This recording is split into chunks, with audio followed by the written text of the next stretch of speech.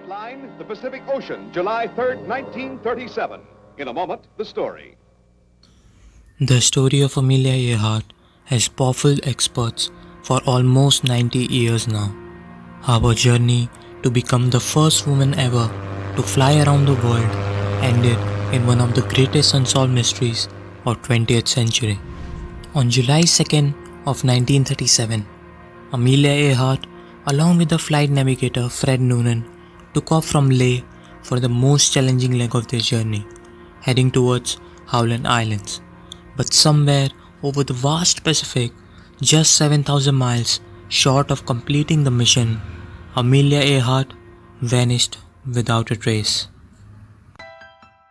Amelia Earhart, proving women could match men in skill and daring, crossed the Atlantic alone in 1932.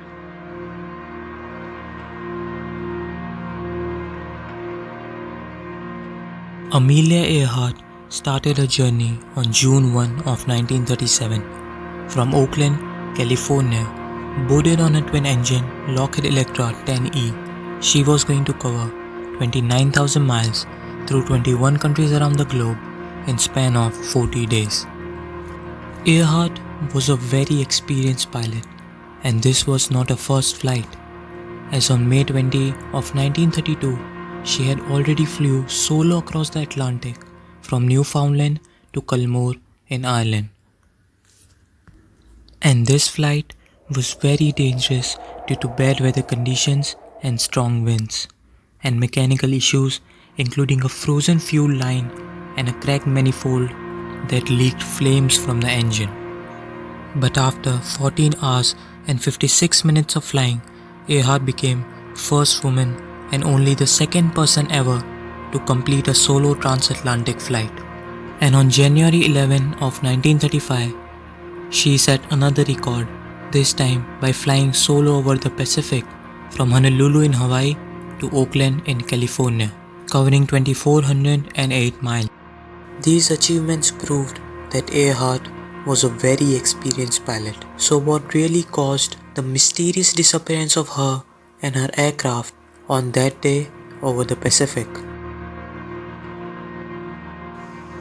They took off from Leh at 10 am. Earhart's Electra was fully fueled, carrying about 1,100 gallons of fuel.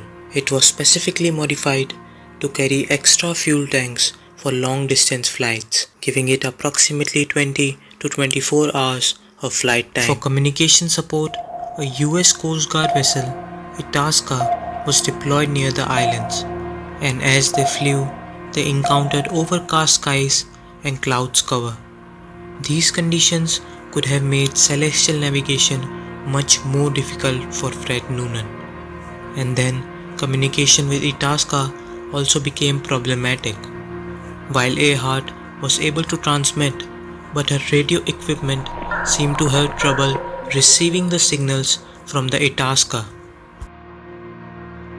At 2:18 am, she radioed approximately 200 miles out, will whistle into the microphone at 100 miles out. This suggested that they were making the progress and was still on the track. And at 6:14 am, she sent the message, "We must be on you, but cannot see you. Gas is running low."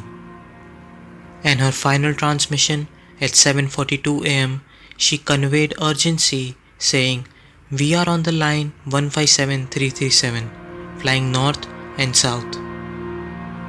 This indicated that they were flying along a line of position, likely trying to search for Howland Islands.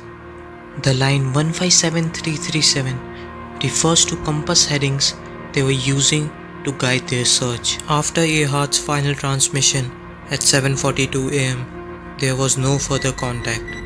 The Itasca and other nearby search teams could not spot the aircraft.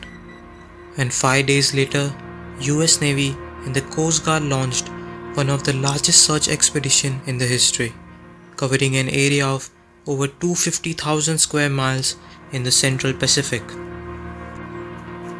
The search expedition continued for over 2 years.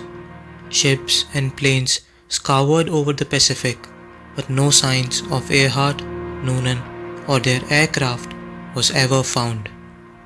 And on 5 January of 1939, Amelia Earhart was declared dead. This story of Amelia Earhart reminds us of her indomitable spirit and the mysteries that surrounded her final flight. Her courage, determination, and trailblazing legacy continue to inspire us to push boundaries and explore the unknown.